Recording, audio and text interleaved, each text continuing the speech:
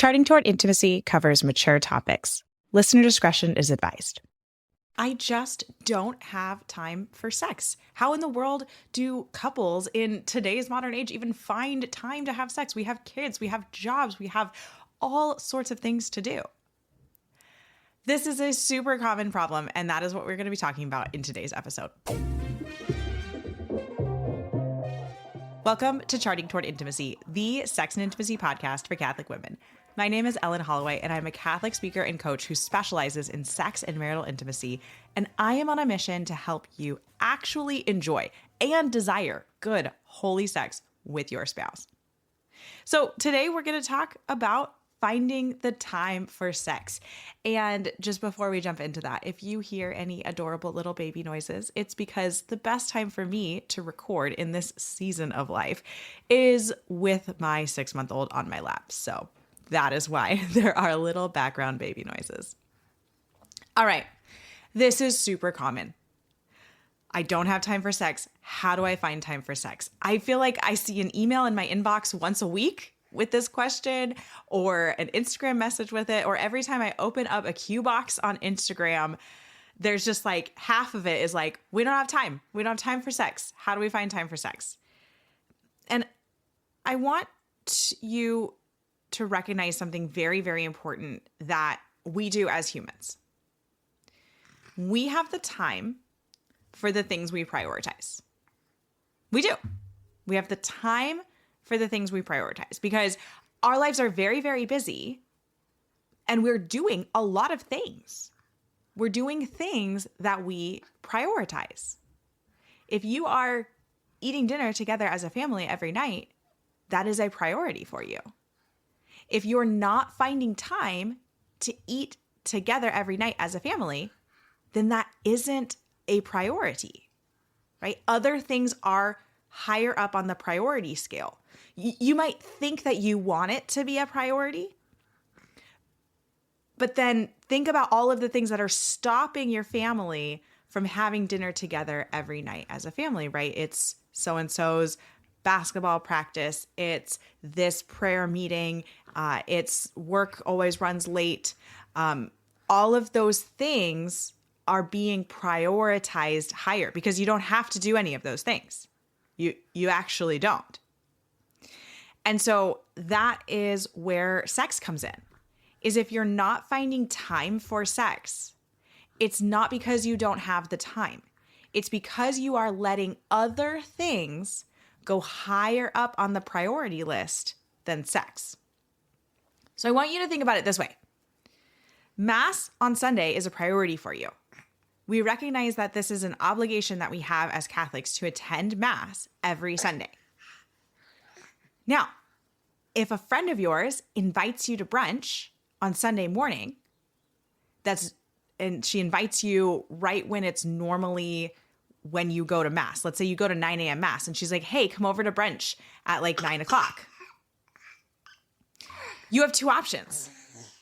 Your first option is that you're going to decide to go to a different Mass time and you're going to follow through with that, right? You're going to say, oh, well, you know what? I really would like to go to brunch.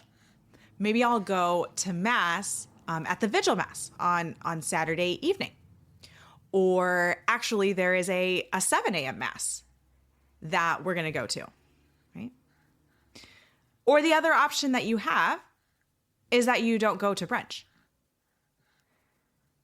You recognize the necessity for you to attend Mass on Sunday or at the Vigil on Saturday evening, and you make it happen no matter what. You make it happen when you're traveling. You find a Mass. I know I'm constant whenever we're traveling, like a couple of days before we leave, or maybe just like if it's a long trip, just like at some point during the trip, I start Googling like where we're going to be on Sunday and where all the Catholic churches are. And I look for their Mass times and I like find a couple of options that are going to work for us whenever we're traveling, right? That's something that you do as a practicing Catholic who attends Mass every Sunday. But do we treat sex like that?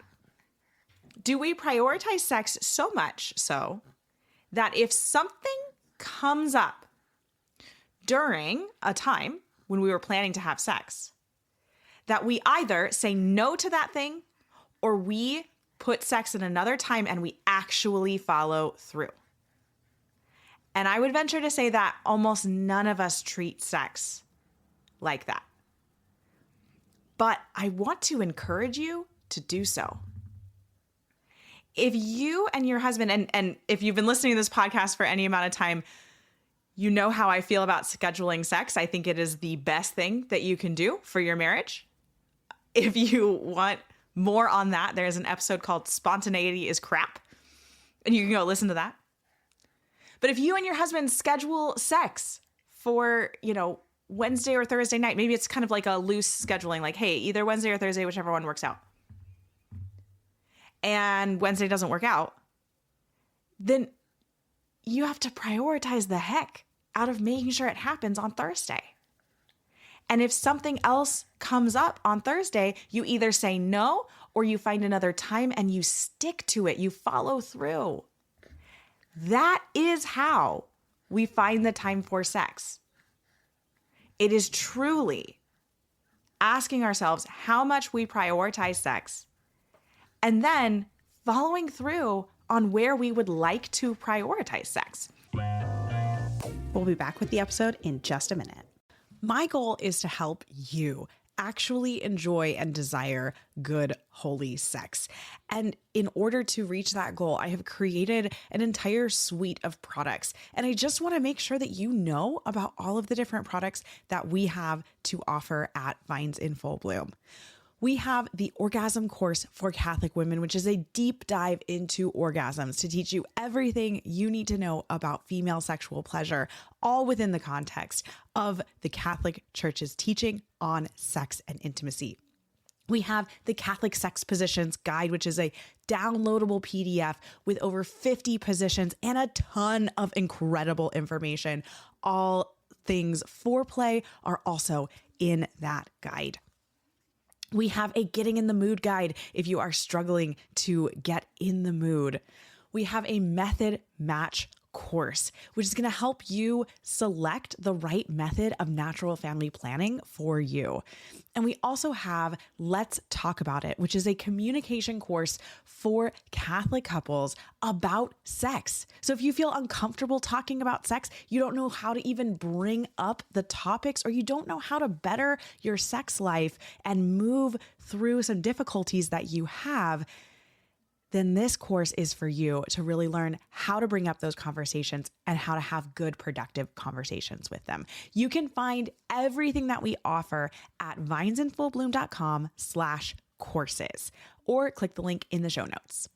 So here's what I want you to do is, and you can go as in depth with this as you want to, but I want you to write out all the things that you do during the week. You could go as in depth as putting it all on a Google Calendar and just time blocking all the things that you do, all the practices, when school drop off and pick up is, when you're doing, grocery shopping, all of those kind of things. I want you to write everything out that you do in a week. And then prioritize those things. What are the things that happen no matter what? Right? Like Sunday Mass. What are the things that happen most of the time, but sometimes get skipped because there are other priorities?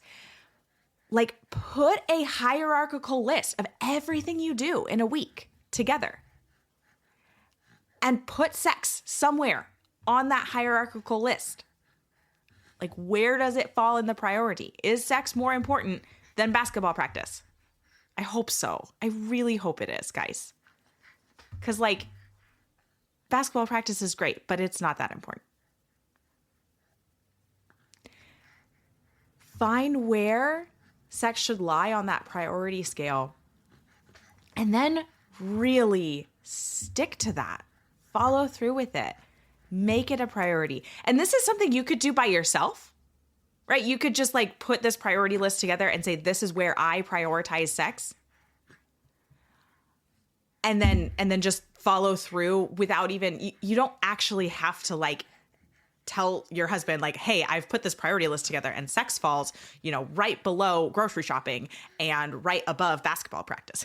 Like, you don't have to say that. But you absolutely could do this together. And I think it would be really fruitful for you and your husband to do this. Like, this might be a really good like Sunday afternoon activity to kind of like look ahead at your week and put this like priority list together. So anyway, you don't have to, like, this can be a personal priority, or this could be a, couple priority, you and your husband. But we have to stick to it. That is the only way that it's actually going to work. Because if you keep telling yourself, wow, we just can't find the time for sex, then that means that sex is being put at the very bottom of your priority list. And I don't think it should be there. I think sex is far more important than a lot of the things that we are filling our schedule with each week.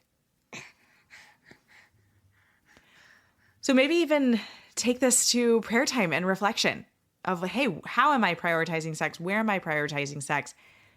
And should I be prioritizing it higher than some of these other things in my life? Because sex is really important, and it is really good, and it's so wonderful for your marriage.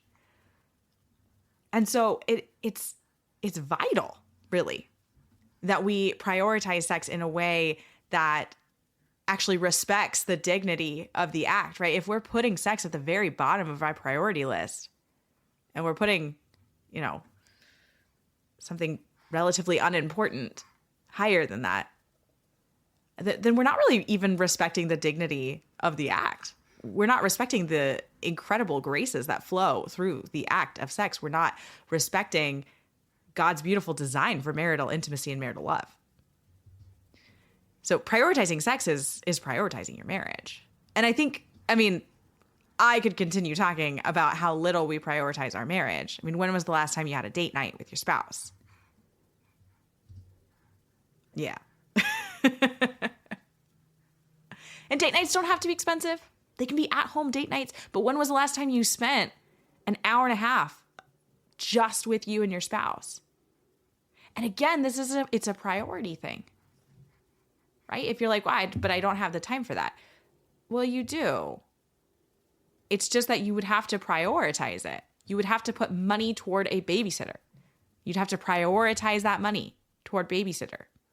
You would have to, move other obligations out of the way in order to do that. You would have to set work aside. You would have to set chores aside, whatever it is. Like, you actually do have the time to do the things that you want to do. You just have to put those wants higher in priority than the things that you are doing. I promise it is as simple as that. And I know you're probably listening to this and you have so many rebuttals, I don't know. You have so many thoughts in your head against what I just said, but I want you to take that to prayer and let God reveal to you that it truly is as simple as that, as we have time for the things that we prioritize. And God has given you all of the time and all of the capacity that you need. I promise. He really, really has. And so we also need to trust God in that. All right. Go prioritize your sex life. I promise it's worth it. Thanks so much for listening. If you are not already following us on Instagram, be sure to check us out at Charting Toward Intimacy. And if you listen to podcasts on a platform that gives you the option to rate or review, we'd love for you to do that because it helps us spread the word about the podcast. If you ever have questions, comments, or episode topic ideas, please reach out to us. We love to hear from you. You can reach out on Instagram or send us an email. Our email is in the show notes. Until next time.